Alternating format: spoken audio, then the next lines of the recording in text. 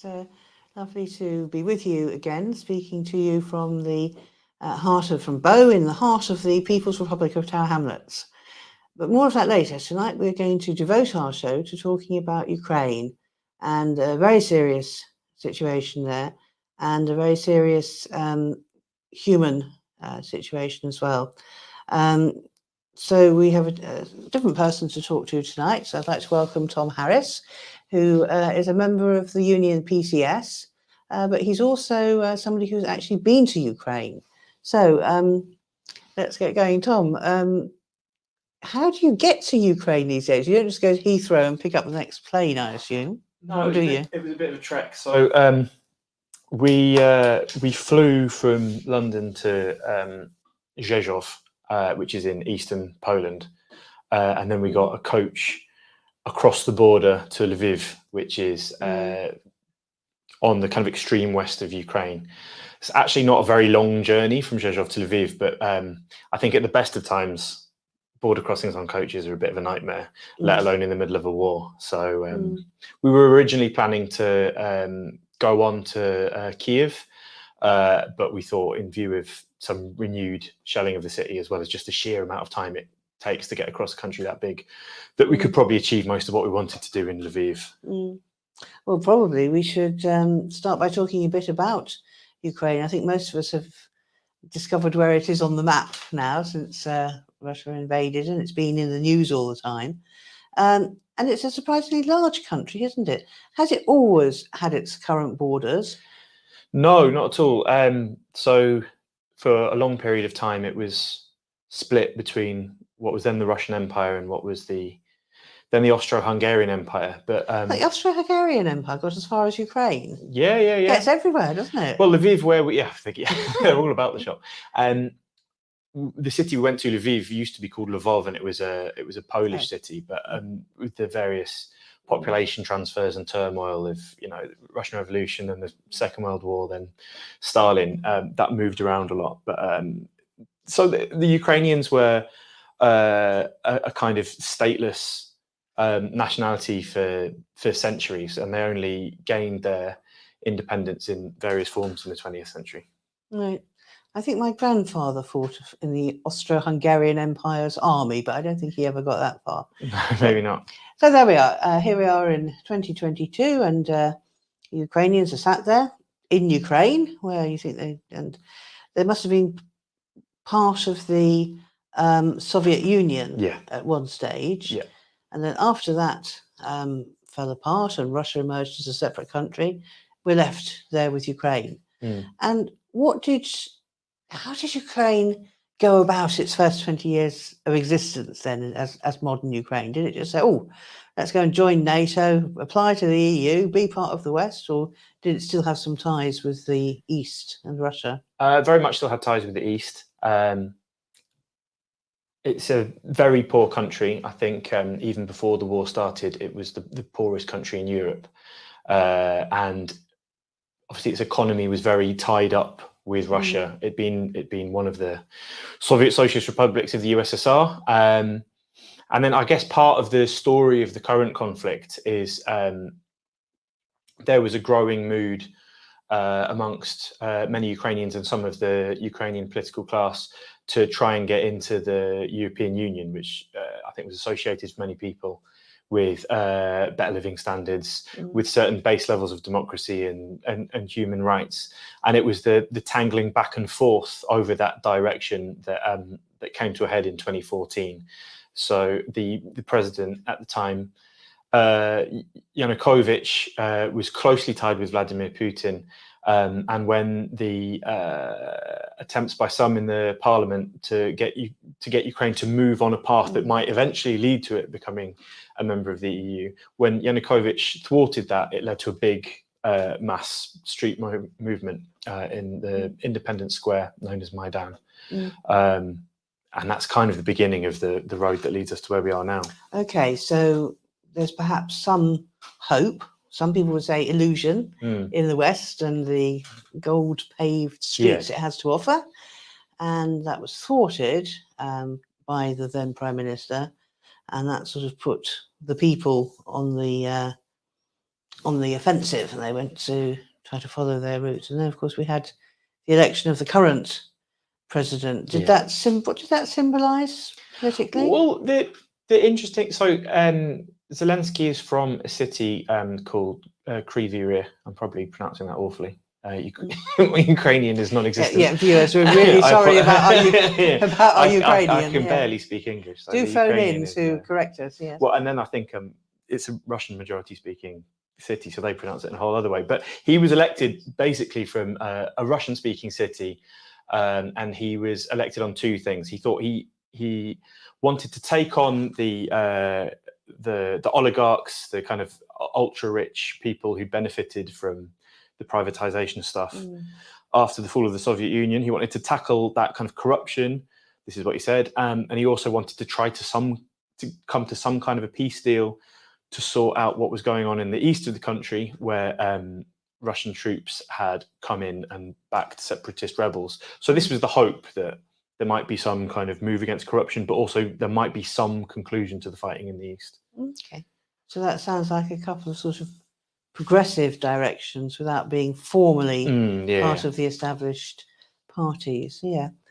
Viewers, do ring in with your questions if you have them. We can't promise to answer everything, and we will get on soon to Tom's recent trip to the Ukraine and what happened there, what he saw.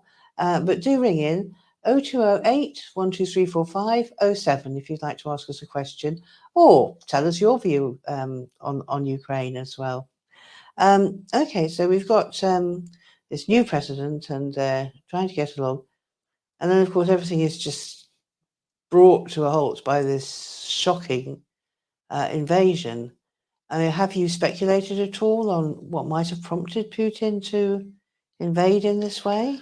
I think no one can really know for sure, because it all exists in Vladimir Putin's head and probably no one else.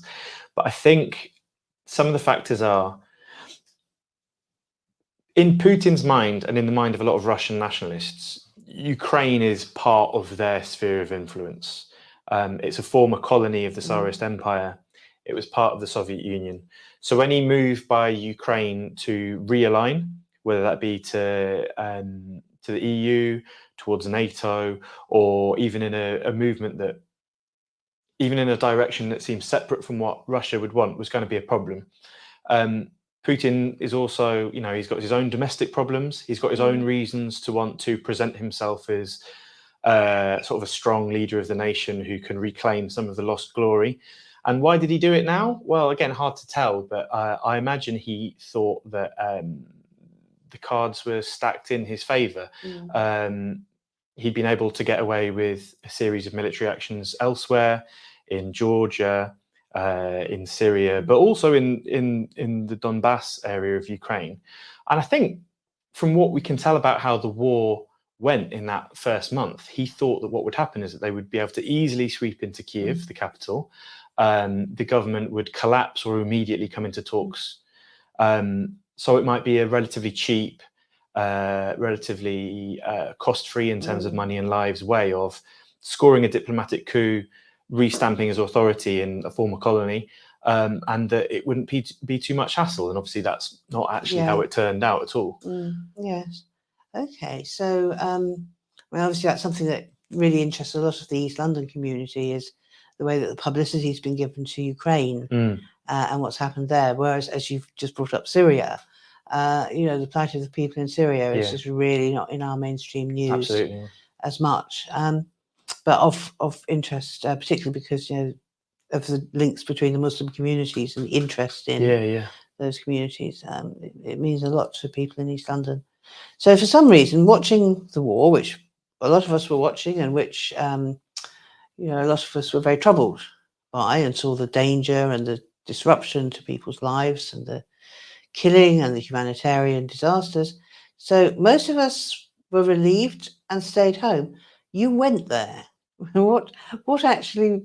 I know you went not on your own, but with others as a delegation. Why did you want to do that? Well, I think firstly because the opportunity arose. So there is a campaign based largely in France called, and I'm going to mess up the name now, but something like the European Conference of Solidarity with Ukraine. It's basically organised primarily by some left-wingers in France, and they arranged to try and get a grip, or try and get a group of trade unionists, left-wing journalists, left-wing parliamentarians and activists to go there and to meet with our Ukrainian counterparts on opposite numbers, partially as a show of solidarity, to show that the Ukrainian people, and in particular the Ukrainian left, isn't alone, but also to try and begin to make some meaningful and practical links, and to work out how we can help. So I've been interested in what was going, horrified and interested in what was going on in Ukraine all along, but also my union, PCS, which is civil servants union, essentially, not exclusively, but essentially. We had kind of begun to take a bit of a lead amongst trade unions in trying to do something about Ukraine. So we'd organised a demonstration.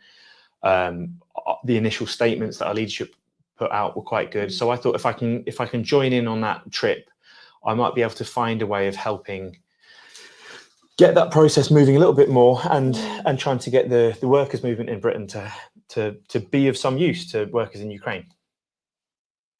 I think we're getting some comments coming through on the Facebook. Oh, there we go. Yes. Yes, Edwin, you've written in to say in 2014, the democratically elected leader of Ukraine, I suppose, was hounded out. It has been said the hounding out was done by US-backed influences. Oh, crikey. So, I mean, do you think the US has been trying to interfere in Ukraine just every bit as much as the USSR, the Soviet Union? They're not called that anymore. Russia. The artist formerly known as the Soviet Union. Absolutely, old habits die hard. Yeah. I mean, there's been a lot of people, including people on the left, who've said it's not a surprise that Putin was worried, because the US were organising to influence Ukraine more and more, and that's why he felt threatened, which is not a justification for an invasion. Sure. But are you aware of any evidence of the US trying to interfere back in 2014 or since?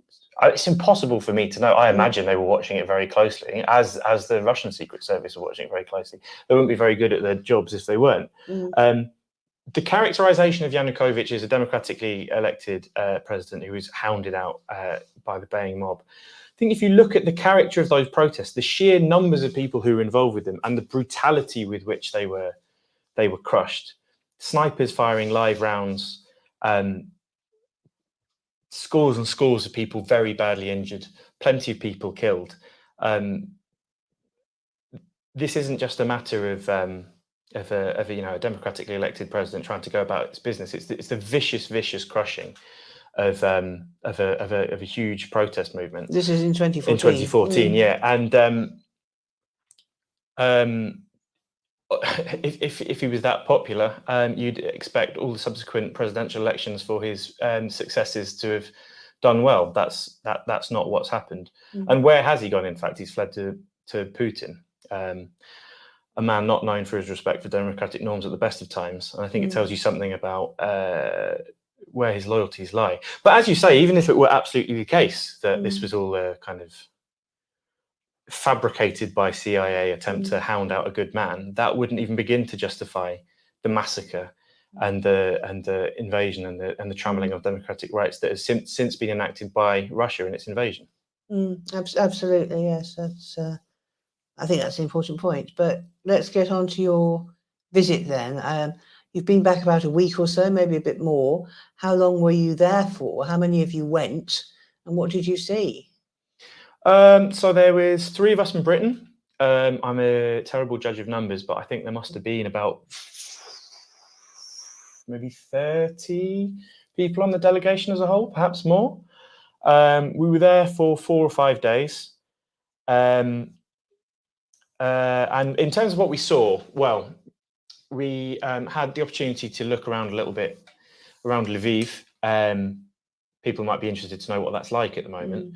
I think it's fair to say it's not representative of the country as a whole, as I say, right in the west of the country, only 50 miles from the Polish border, and relatively unscathed by the war. I say relatively. The day before we arrived, some missiles hit the railway station, the railway outdoors, on the suburbs of the city, and the electricity went off. But generally speaking, when the air raid sirens go off to indicate that missiles are heading for Ukraine, they don't really hit Lviv. It's not a priority for Russia because it's so far away, and also their capacity to hit it has been much limited by the fact they've been so far away. So it feels bizarrely normal. You might think you're in, Krakow or some other sort of tourist city in Poland, perhaps. But obviously the signs are there that there is a war. You've got the military roadblocks, enlistment points everywhere. In the kind of beautiful old centre of the city, they've got sandbags and metal panels in front of the stained glass window to prevent them from bomb damage. And the population has swelled completely because so many people have fled the more dangerous parts of the country, and only certain numbers of them are able to afford to go further into Europe. So on the face of it, it all looks quite normal, but you'd hear these horror stories about how many refugees you've got crammed into small living spaces and having a pretty miserable time of it. And but not as miserable as they had where they yeah, come from. Yeah, exactly. Yes, and Sabrina, we'll come to your question in a minute, but I want to hear a bit more about the actual Ukraine everyday life. I mean, were you able to get information about other parts of Ukraine, and what did you and your hosts talk about? So there was a real range of people at the conference. So the first day of it was trade unionists. We were a largely union delegation, and that was kind of purpose, was to build links. And they said basically the functioning of their trade unions had just transformed and they'd had to kind of park a lot of their original campaigns and focus on just keeping their members alive. There was a pretty hair-raising account from a guy called Alexander Skriba, who's a railway worker and a railway trade union rep. And they were really badly targeted in the early days of the war, because obviously that's how you funnel stuff around in a war. So, I mean, pretty horrific stories from him, but also talking about how the union was largely preoccupied with getting stuff to their members. Like all these people who've never been in a war before, often quite young guys, suddenly thrown into war and have no idea what they're doing. And those trade union networks are keeping them alive to an extent. Their mates turn up with supplies or give them information. Alexander had done national service back in the day and was basically touring around the front being like, this is how you bandage stuff. This is how you identify where a mine is. It's such an impromptu, sudden thing that you can't guarantee that everyone knows what they're doing in a war. No, not at all. I mean, I'd met some, when I was a student, I'd spent some time at an international thing where I met some people from Yugoslavia, and it was such a contrast for me coming from, at that time, England. And the Yugoslavian students were going on about, oh yeah, we do national service. Yeah. We all have to learn how to dismantle a big gun. Yeah. There's a word for big gun. I'm not sure what it is.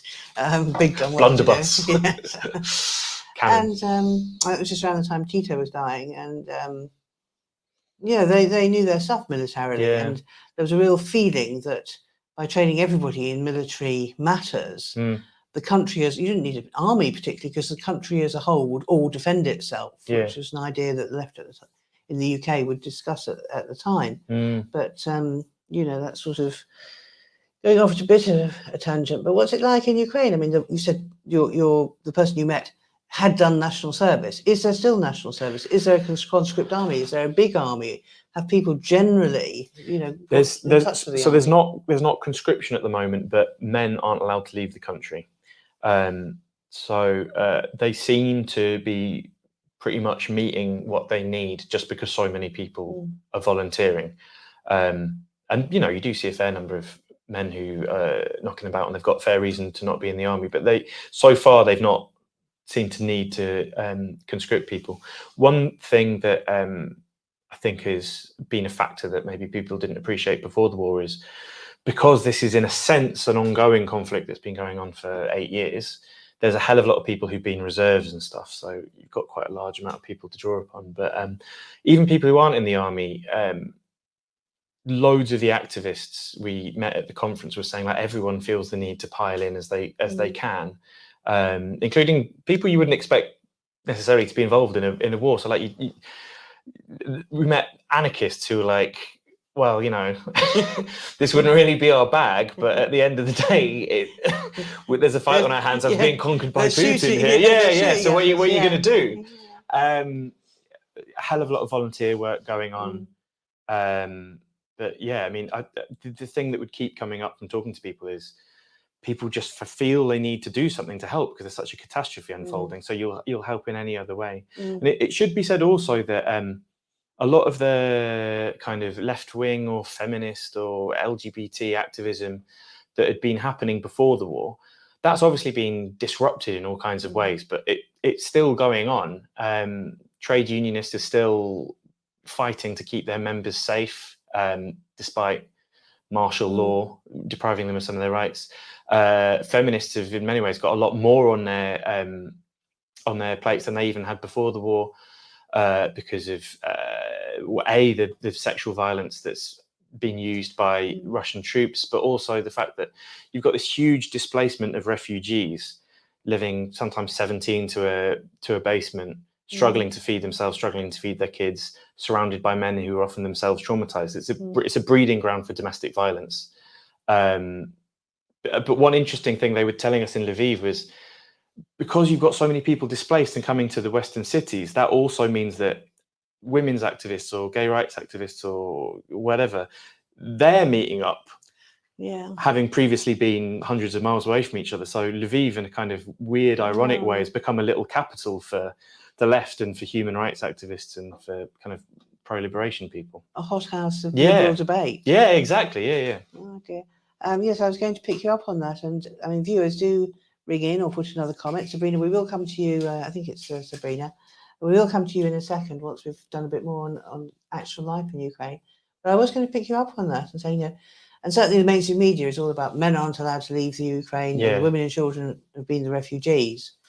Is that what, I can't believe I'm saying this, but you know, is that what we want? Should women be allowed and encouraged to fight as well? Why is it that women are being allowed to let go other than tradition? Is that something the feminists in the Ukraine agree with or not? Or I can't speak for the feminist movement kind of all as a group. I can say that certainly one feminist activist and socialist activist, I should say, she could do both. One thing she was saying that was that lots of women have volunteered to join the army, and it's shot up from something really quite small to over 15% now. It's quite a lot higher than the amount in the British Army. But also that those women, many of them had been arguing to be involved in more near the front kind of combat related activities, and they were resisting the urge of their officers to be funneled off into some sort of auxiliary role. I think the feeling is so strong. People don't really like being put in a little box and said, oh, no, you have to go off and pack bandages in some warehouse out the back. People feel they want to be up there with it. Well, yes, we certainly heard at the beginning of the war, didn't we, that there are a couple of women speaking out on social media, you know, with guns they had found, and wanting to defend themselves with, and a couple of older women as well. Sort of saying, Russians coming this way. Look what I've had since the Second World War lying around. Yeah, I've got my I knew this would come in handy. Yeah. So, yes, don't underestimate women's desire to be involved. What was the feeling in Ukraine about where this war is going? Is there a response to the failure of the Putin, invade it quickly? Theory if people still got hope? I imagine it varies a lot depending on your direct experience of the war. I imagine some people must just be in deep despair. But from the overall public vibe I got was that morale was high, precisely because, as you say, this war that was expected to result in a Russian victory very swiftly, that hasn't happened, and Ukraine's done a lot better than was expected. So if I can generalize based on the experiences that I had from talking to people, it's that people were very aware of what a difficult situation they were in, but they're very determined. And I think there was a building sense of we could do better than people gave us credit for. Yeah. Yes. I mean, you think of Ukraine as a much smaller country than Russia. Yeah. In which case, how is this happening? It's sort of, it does seem strange. Is it just because there's actually a load of Western weapons gone in, or? I think that helps. It certainly helps. And I imagine it would be over a great deal quicker if there hadn't been financial support, military support from the West. But I also think it's, well, I mean, the Russian army is a lot bigger than the Ukrainian army, but the Ukrainian army's advantage is it is all in Ukraine. It's easier to fight on defensive territory. It's easier to defend a city than it is to conquer it, and it's easy to motivate people if they're very clear of what the stakes are. A slogan that the Ukrainians have been saying is if Russia stops fighting, there'll be no more war. If you Ukrainians stop fighting, there'll be no more Ukraine. So it's not an issue of mobilizing for the Ukrainians because people are fully aware of the stakes, whereas Russia, they're running into trouble, and they're having to turn the screws tighter and tighter to generate the resources and the manpower for it. Okay. Which sort of now brings us on really to Sabrina's question, which is very simple. Will transatlantic unity last? And yeah, that is actually, simply put, a really interesting question as to whether this war has created alliances between Western countries that weren't there before and are actually going to last. I mean, are we seeing yet another reinvention of a new world order? Quite possibly. I mean, the answer is I don't know. To be honest, No, I'm not asking you to predict. I think. I mean, on the one hand, you can think yes, and you see that some countries on the border of Russia have been massively spooked by it, and then Finland and probably Sweden joining NATO. Yeah. On the other hand, the fault lines are there, so I think it's quite clear that the German government is fully aware how reliant it is on Russian fossil fuel, and is actually quite trepidatious about what it's willing to do. So on the one hand, I suppose you've got a unifying influence on Western governments. On the other hand, like, there's plenty of potentially divergent interests as well. I mean, Sabrina, I think I think I've said on this program before, my view is that the fulcrum was in 2008 with the world economic crisis.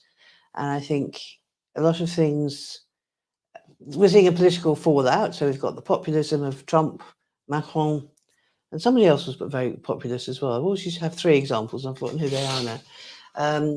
Well, Boris Johnson, to some extent, is part of that. And they are people who believe in going forward, but not through austerity, it seems, but through free markets. And don't worry, capitalism will come to the rescue, which seems to me bizarre. And then you've got the sort of more traditional capitalists in running the EU. But all these tensions are sort of, it's like one earthquake, which has lots of little aftershocks. And COVID didn't help. But, we've not found a way of running the world with economic success. And so there are still far too many people paying the price of the fact that the few, the rich and powerful, are not actually able to run the planet successfully. And so you've got lack of response to climate change as well. And I think we're in a period of turmoil. So, Sabrina, I don't think transatlantic unity will last. All it needs is Joe Biden or his successor not to win the next US election and Trump to come back, or son of Trump or whatever. And we're actually into a whole different ballgame again. I mean, Biden's not been hugely popular, but still, I think we've got a call coming through. So, hello, caller. What's your name? Hi, my name's Serena. I'm calling from London. Our caller's gone silent. Here we are.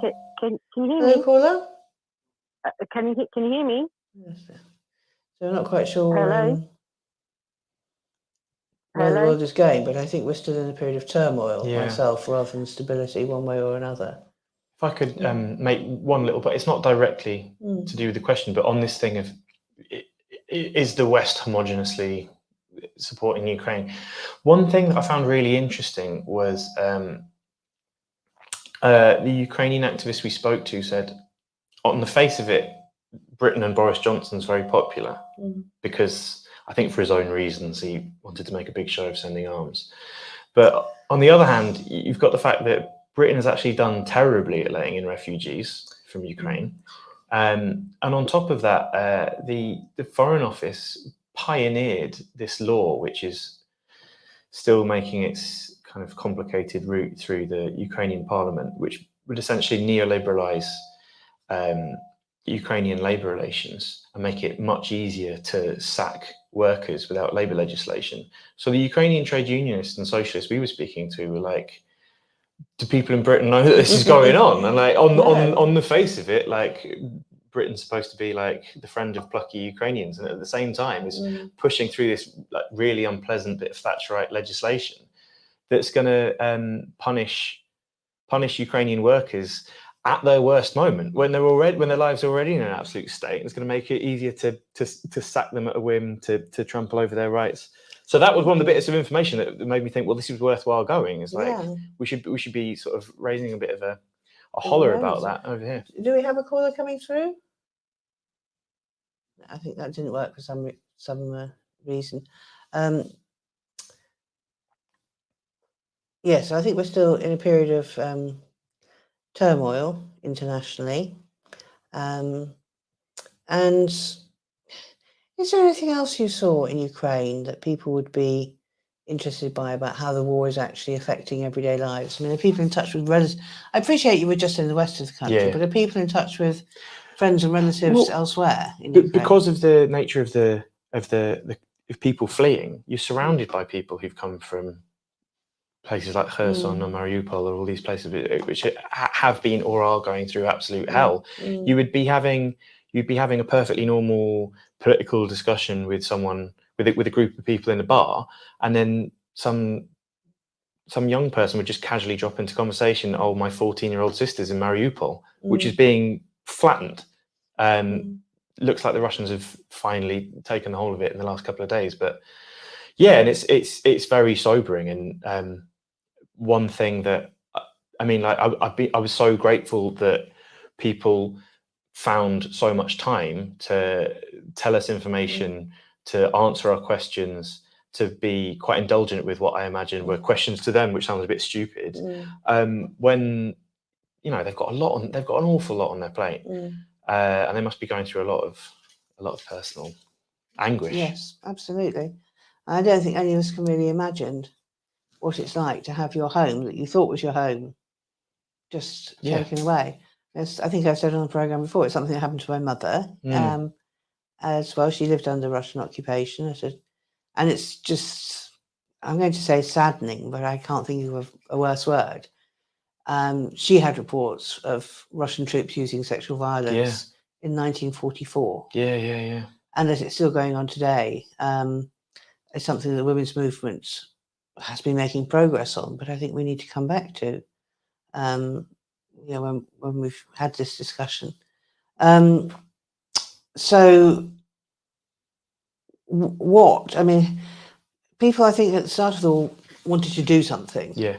And how can we raise money? Oh, sorry, before that, let me just make a comment on the dual standards, because I think that will affect our community here.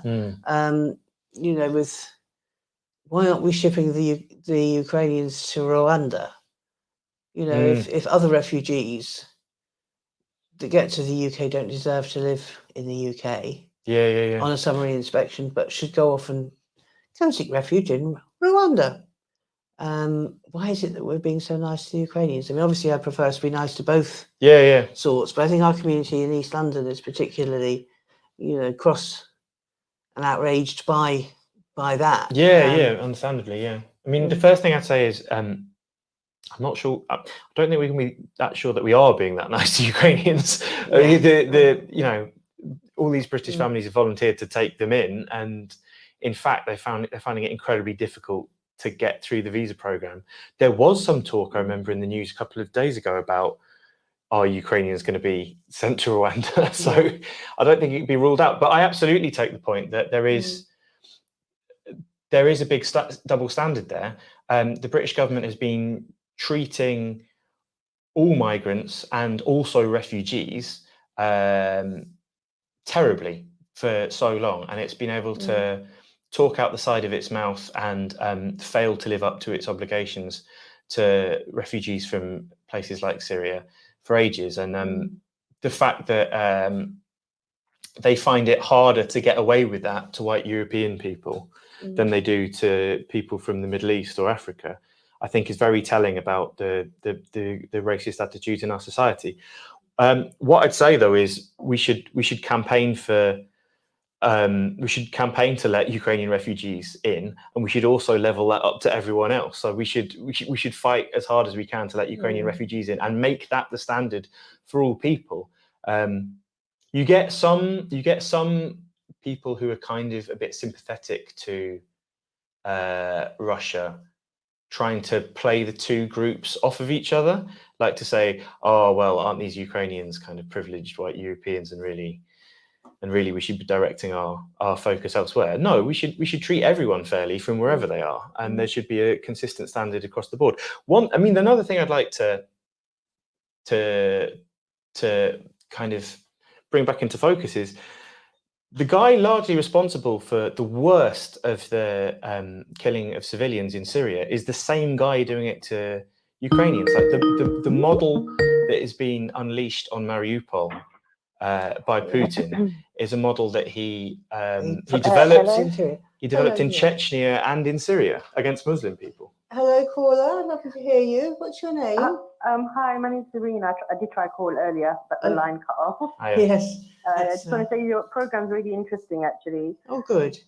I just wanted to kind of also highlight that I've got friends that are in Russia as well, and at the moment they also are having a hard time as well. Obviously, they're not enjoying the war or what's going on at the moment. So it's just not one-sided. There are people against what's happening. Well, we said at the beginning, that Putin might be was hoping for a quick war to distract people from his domestic agenda. Your friends in Russia, is there poverty? Is the life hard in Russia? Yeah, it is. They are going through it really hard at the moment. I've got friends here in London as well that have family in Russia, and when I talk to her, she cries a lot. She's like, I can't get hold of my mom, her close family members, even the network there isn't being great. So she's finding it hard as well. And it's just, I don't know, it's a two-way thing. We don't see the other side of it as well. It just makes you despair, doesn't it? That the actions of just a few men. You need to see both sides of it as well, because there are, it's sad what's happening. But your friends and families of your friends in Russia, what do they think about the invasion of Ukraine? What do they think about the war? They're totally against it. I've got a friend that's married to a Ukrainian, and it it makes it hard to, none of them are going on sides and stuff, but it's just the fact that it's just breaking up, Because we've heard a lot in the media, haven't we, that the Russian people don't know what's going on because all the media just gives the Kremlin line, and exactly. So, and it's sad what's happening, but there's a lot happening in Palestine as well. They've gone for 74 years of hardship. But we can't even get them here as well. That's another thing. You were talking about Ukraine and coming to England, and I was just thinking there are people that want to sponsor Palestinians to come here, but that has never been mentioned.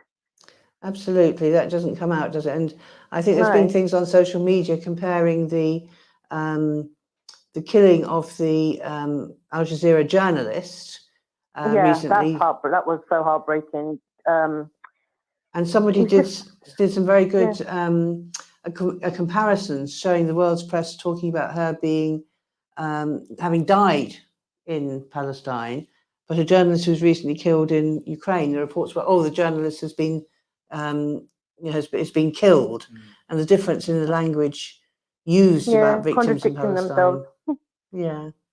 Well, Sabrina, thank you very much for your call. We're coming to the end of our program. Good luck with the program. It's really good. Thanks very much. Thanks. All right, take care. Bye. Cheers. Bye. I mean, we're hoping to. You've really sort of started again, taking us into the sort of final bit of what we need to talk about, which is what we actually do. And certainly here in East London, we have an active Palestine Solidarity campaign, and in fact, some of them have been on the programme, and I'm sure will be again.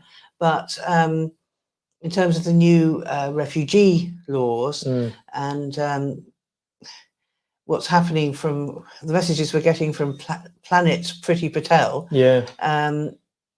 we really ought to do more on to oppose this immigration bill and Priti Patel's plans for refugees. So let's put that on our agenda in East London. But what else were your trade union contacts in Ukraine sort of suggesting that we might? Well, I mean, I think there's two things. On the one hand, there's trying to physically get practical help. So some European trade unions have set up convoys to take aid to Ukraine. There's also certain practical bits of industrial action that have been popping up around Europe. People might have seen in the news that in British ports, Russian oil tankers were turned back by the port workers because they didn't want to be helping the Russian war. Similar stuff has also gone in Sweden. So there's that kind of practical stuff, but I think also it's and I'm coming at this as a trade unionist. That's kind of my focus. Trade unions are big democratic membership bodies that have a voice, however diminished by the past couple of decades, in political life, and we should be raising things. So we should be. A lot of trade unions have a formal link with the Labour Party. We have a certain influence in what the Labour Party does. So we should be raising the slogans to open the borders to refugees, to send aid, to allow Ukraine to get its hands on the hardware it needs to keep on fighting the war. But also, there's other things. There's the fact that Ukraine is currently crippled by international debt. So at the same time as it's in this existential struggle to keep going, it's getting deep into debt that it's struggling to repay. So one practical thing that the British government could do, if it actually cared and wasn't just mainly bothered about posturing, is you could cancel that international debt. You could stop using the Foreign Office to interfere in Ukrainian politics to make it easier for corporations and harder for workers and the poor. So I think, two things. We should be doing practical stuff to get support to Ukraine, but also we should be using our political voice to try and shift things. So in terms of the trade unions, what is the logjam there? Because sometimes our trade union leaders have been a bit behind what the membership are quite looking for. So is it that trade unions are not speaking out about the plight of their colleagues in Ukraine, or is it that the government isn't listening? I mean, you said perhaps we could convince the Labour Party, and sort of, I think many of us would say good luck with that one. Well, yeah, but, I hear you loud and clear. Yeah, but maybe there are some Labour MPs. Usually, there's a few Labour MPs who will take forward issues, and we've got one in Tower Hamlets, Apsana Begum, who's I don't know what she's done on Ukraine, but I'm sure if there's any time left, somebody will ring in and tell us. But is there any group of people like our local MP who might do a bit more practical work with trade unionists on this? Yeah, I mean, by all means, get in contact with your councillors, with your MPs. There's all kinds of organisations. One that I've been involved with is the Ukraine Solidarity campaign, that has been trying to organise people who want to help to find useful things of doing. You were saying that many of your viewers and listeners here have been very concerned about what's been going on in Syria. The Ukraine Solidarity campaign and the Syria Solidarity campaign have begun to do some stuff together because they see the shared the overlap there.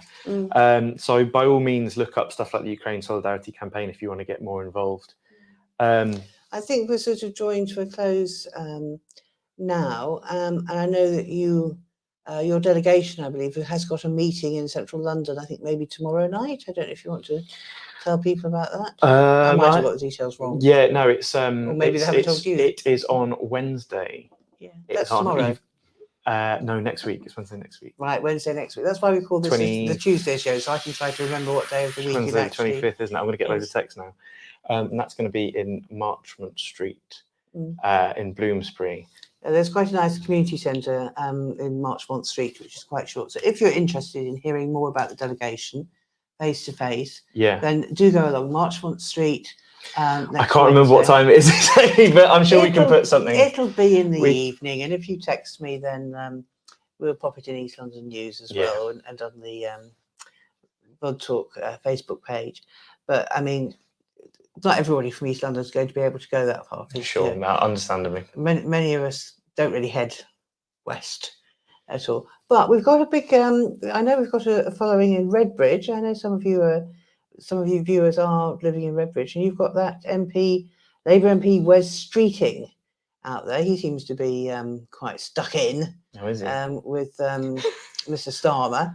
Perhaps you could have a word with him and say, well, what practically is the Labour Party doing to support trade unionists in Ukraine, and see what his response is to that.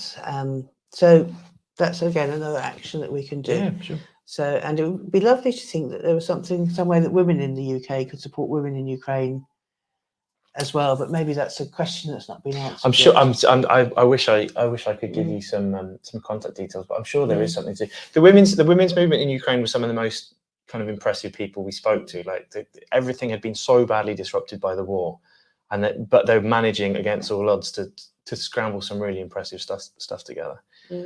So yeah, if we can find any way of linking up between the British and Ukrainians on that front, I think that'd be very much appreciated. Well, at the start, we started the month with a historic example of how politics and democracy is right on the agenda here in East London, and particularly here in the People's Borough, Tower Hamlets.